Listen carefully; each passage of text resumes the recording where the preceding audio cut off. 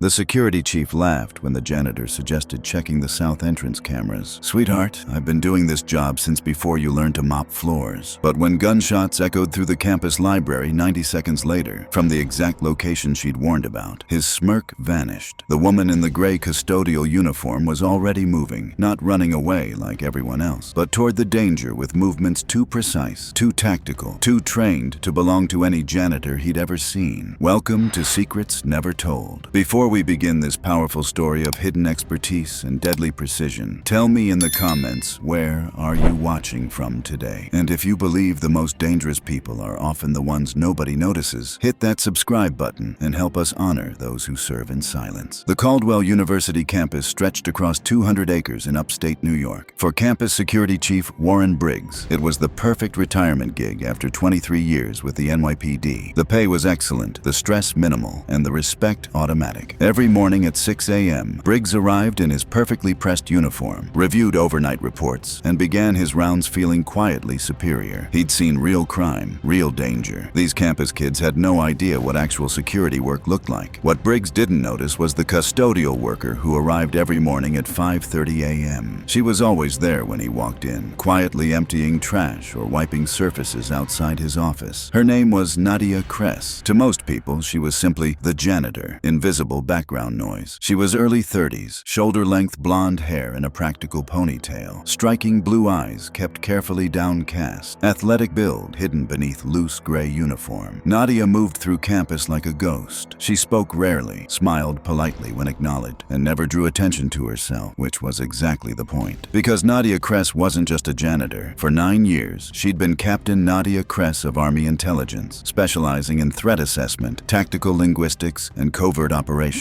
She'd analyzed terrorist communications in Kandahar, prevented 2 embassy attacks, and spent 18 months undercover in Eastern Europe tracking weapons smuggling, until the operation that went wrong. 3 civilians died. The mission was classified as a success. Nadia was given a commendation. She resigned 2 weeks later. The nightmares started immediately. She'd spent a year in therapy, another year figuring out who she was without the uniform, and eventually found herself applying for the one job where nobody would ask questions. The irony wasn't lost on her. She'd once briefed general. Now she cleaned their children's dormitory. But there was peace in invisibility. Peace in knowing the most dangerous decision she'd make was which cleaning solution to use. At least, that's what she'd believed for 18 months. It was a Tuesday morning in late October when Warren Briggs was conducting a security inspection with 2 younger officers trailing behind. He loved these moments, the chance to demonstrate his expertise, to educate the younger generation about real security work. "See this door?" he said, gesturing with practiced authority. "Single point of entry, card reader access, camera coverage. That's textbook security protocol. This is how you control a space. I learned this methodology working gang territories in Brooklyn. Same principles apply whether you're protecting a street corner or a university hallway." The younger officers nodded attentively, taking notes. Briggs felt the familiar warmth of being respected, of being the expert in the room. Nadia continued wiping the water fountain 15 feet away, her movements methodical and unhurried, but her eyes tracked them peripherally, and something about Briggs's confident lecture made her jaw tighten imperceptibly. She'd heard similar speeches before, usually from people who confused theoretical knowledge with practical experience. One of the younger officers, a kid fresh from the police academy named Torres, gestured toward the stairwell. "What about emergency exits, Chief? How do we monitor those?" "Simple," Briggs replied. "They're alarmed. Anyone tries to use them without authorization, the system alerts us immediately. Red light goes off at the main desk. We respond within 60 seconds. It's foolproof." Nadia's hand paused mid-wipe. Her eyes flicked to the south stairwell door, then back to her work. The alarm had been malfunctioning for 3 days. She'd reported it to maintenance twice, left notes in the work order system, and even mentioned it to Briggs's deputy chief, who'd told her it was on the list. "Chief Briggs," she said quietly, not looking up from the fountain. He turned, his expression showing mild annoyance at the interruption. "Yeah?"